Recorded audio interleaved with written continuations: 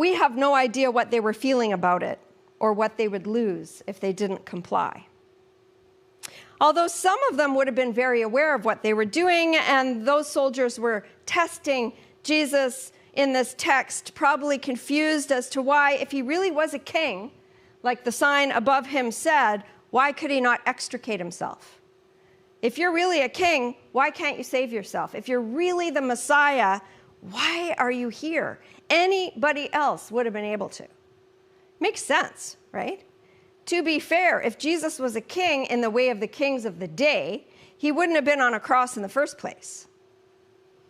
And if somehow he was on a cross as a king of the day, he would have had the power and the ability to get himself released, and pardon the terrible pun, but once he was released, were he king in the way of the kings of the day, I'm sure heads would roll.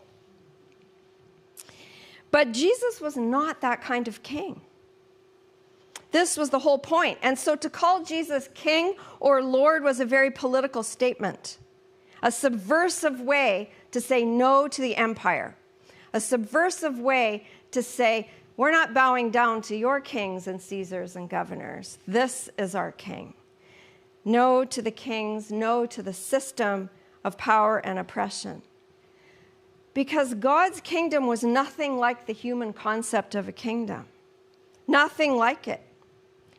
God's kingdom was already here, already existing, and what was needed to access it was an entire shift of consciousness, a paradigm shift, a way of seeing through the lens of grace, a lens of radical justice, a way of seeing through a lens of love,